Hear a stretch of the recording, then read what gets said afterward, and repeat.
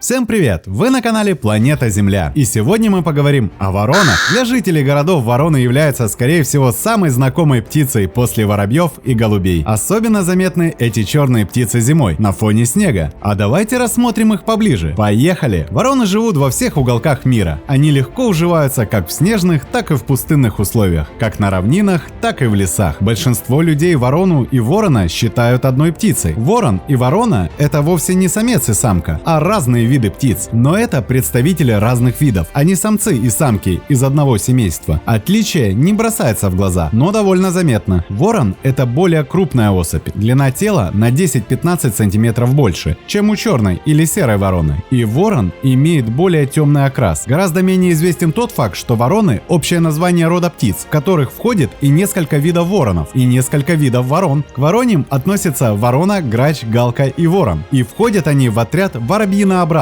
По итогу определяем, что вороны крупнее ворон и их окрас гораздо темнее. Вороны очень привязаны к одному гнезду, соответственно и строят свое жилье капитальным из довольно толстых веток, которые застилаются шерстинками или мхом. Вороны очень умные птицы. Они умеют считать и изобретают самые разнообразные способы добраться до пищи. Известно, что для того, чтобы расколоть орех, они взлетают повыше и бросают его. Но это российские вороны, у которых в распоряжении много земли. В перенаселенном и полностью застроенном Токио вороны бросают орехи на перекресток, дожидаются красного сигнала светофора и поедают раздавленные автомобилем орехи. Этот вид птиц вполне можно назвать всеядными. Вороны неприхотливы в питании. Они едят все: рыбу, мясо, плоды деревьев и даже падаль. Вороны могут поохотиться на мелких зверушек, но вполне могут довольствоваться и мертвечинкой. То же самое касается и растительной пищи. Могут поклевать свежее зерно или ягоды, но еда со свалки их вполне удовлетворит в голодные времена. Замечена еще одна особенность питания. Молодняк предпочитает добывать пищу стаей, понимая, что вместе проще отпугнуть или отнять у других животных их добычу. Более взрослые особи предпочитают питаться отдельно или с собственной семьей. Вороны способны дружить. Если с птицей случится беда, то ее друзья обязательно придут на помощь. Будут опекать раненого друга, приносить ему пищу, пока птица полностью не поправится. Стая никогда не даст в обиду подраненную или больную птицу, вплоть до того, что сородичи будут кормить ее как птенца. Тем не менее, фиксировались и исключения, когда стая третировала ворону. Впрочем, ворона могла быть не из их стаи, ну или в чем-то она провинилась. В сказках ворон и воронов наделяют потрясающей для живых существ продолжительностью жизни. Они могут жить и 100, и 200, и даже 300 лет. На самом деле, вороны доживают в лучшем случае лет до 50, а в тепличных условиях, близости к человеку и регулярной кормежке живут до 75. Да и это очень приличный результат долголетия среди остальных животных. Все зависит от условия существования и рациона питания. Более того, они привыкают к человеку, и если тот заботится о птице надлежащим образом, то в благодарность она будет его охранять. Вороны очень любят всяческие развлечения и часто придумывают их сами. Они могут кататься с ледяных горок и покрытых льдом крыш и других гладких поверхностей. Еще одна забава – бросать мелкий предмет с высоты так, что другая ворона его ловила, а затем меняться ролями. Любая небольшая блестящая вещь непременно заинтересует ворону, и та попытается стащить ее, чтобы спрятать в тайнике. Городские вороны обожают игры и не боятся псов и котов. А есть такая воронья игра. Одна из птиц держит в клюве какой-нибудь маленький предмет. Это может быть палка, шишка или камень. Ворона высоко взлетает и передает пас другому игроку. Так продолжается до тех пор, пока игрушка не окажется на земле. Вороны чрезвычайно игривы. Нередко можно увидеть ворон, играющих и с другими животными. Эксперименты, которые провели ученые одного из американских университетов,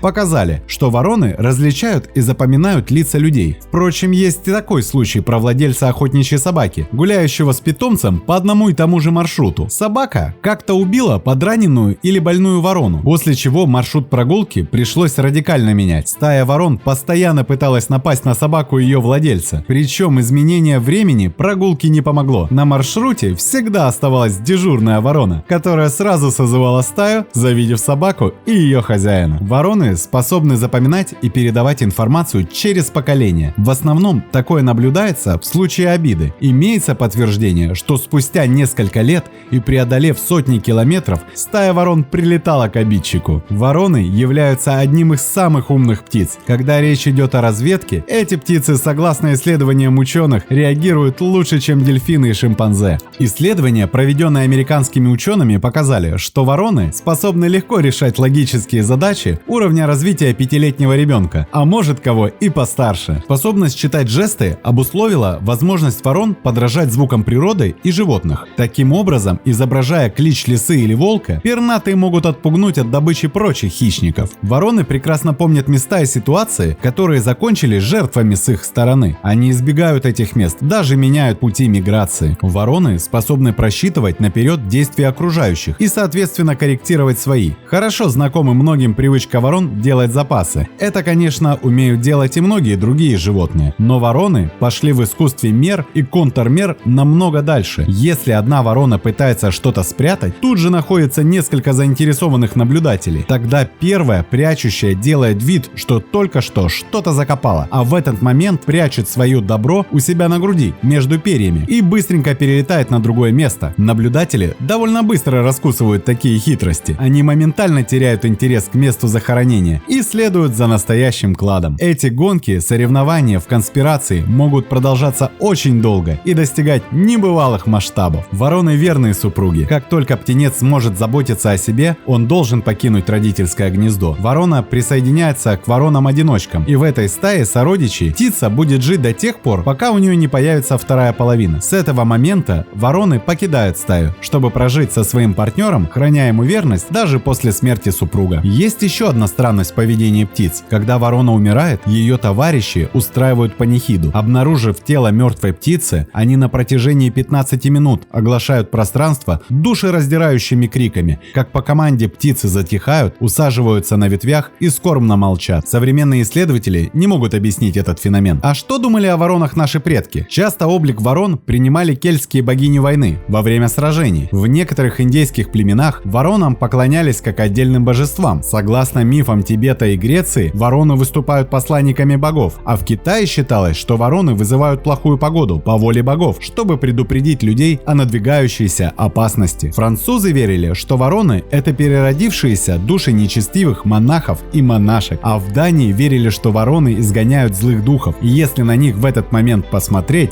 то можно превратиться в ворону. Для добывания жучков и личинок из-под древесной коры ворону используют веточки, тем самым оберегая свой клюв от повреждений. Изготовлению таких специализированных приспособлений птенцов не учат родители. Данное умение передается у этих птиц на генетическом уровне. А если ворона найдет сухой хлеб, она не будет есть сразу грубую пищу. Птица будет искать источник, чтобы размягчить добычу. Подходит любая лужа. Птица подождет, пока корочка не размякнет. Живущие в неволе вороны могут научиться говорить лучше, чем некоторые попугаи. То, что вороны очень разумны, говорит и такой факт. При надвигающейся опасности для их птенцов вороны могут бросать камни с гнезд прямо на людей. Еще вороны четко знают, что достать еду можно из мусорных баков, но обычно баки плотно закрыты, зато их содержимое становится доступным после приезда работников и перегрузки в мусорную машину. Так что вороны прекрасно запоминают графики и маршруты подобной техники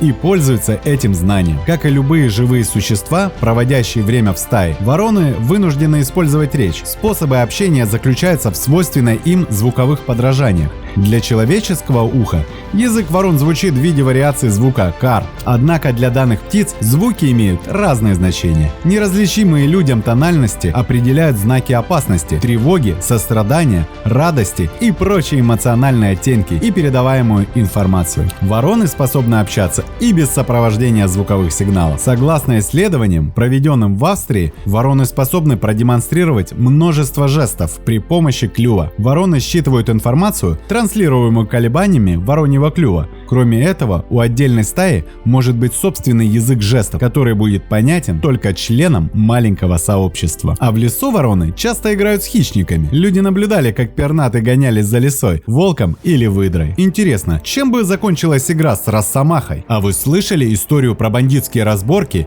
между переделами города? Вороны-мафиози давно захватили каменные джунгли. Пытливый ум и коварный нрав – вот секрет их выживания в мегаполисах. Конечно, добывать пропитание птицы могут и по совести. Колоть орехи, оставляя их на проезжей части, размачивать хлеб в лужице или просто шариться на мусорке. Но все, что птицы не могут достать, они нагло заимствуют. Причем работают пернатые, как втихую, украдкой вытаскивая у тебя из пакета вкусняшки, пока ты топаешь из Ашана, так и в наглую, гоп-стопом. А группа поддержки в лице многочисленной стаи лишь сильнее подталкивает на криминал. Банда из сотни голдящих голов даже на человека может нагнать ужаса. Но если вороны утонченные мафиози, то чайки их главные враги, отбитые головорезы. Слабоумие и отвага – девиз их ОПГ. Сила есть, ума не надо – их главный жизненный принцип. Будучи в разы больше городских пернатых, чайки берут своей силой и наглостью. Устраняя конкурентов, на полумеры они не размениваются. Голубей и галок, осмелившихся противостоять банде, ждет кровавая расправа в духе старых 90-х. Преступный мир не приемлет компромиссов. За власть на местных помойках вороны с чайками ведут беспрестанную войну. Увы, сила и наглость чаще одерживают верх над умом и сообразительностью. Захватывая город за городом, как чума, чайки являют нам удивительное явление – эволюцию городской экосистемы. По прогнозам ученых, все больше диких видов будет селиться в городах, а ближайшие десятилетия чайки станут в городе такой же обыденностью, как и голуби. Но это уже другая история. А откуда название «белая ворона»? А это метафора, используемая в русском языке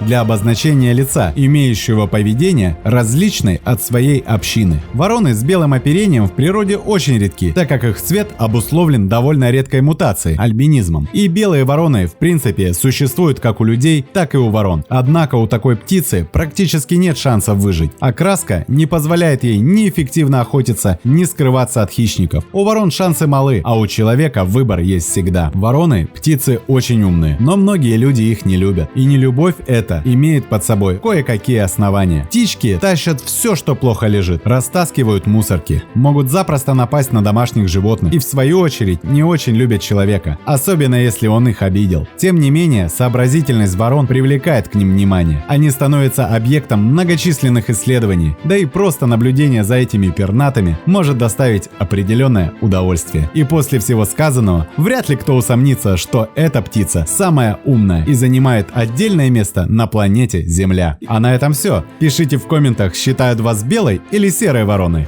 Ну или вороном, который проживает 300 лет. Или вы галка. И спасибо, что посмотрели этот ролик. Подписываемся, не забываем ставить лайки и делиться этим видео с друзьями. Это очень помогает продвижению. С вами был канал Планета Земля.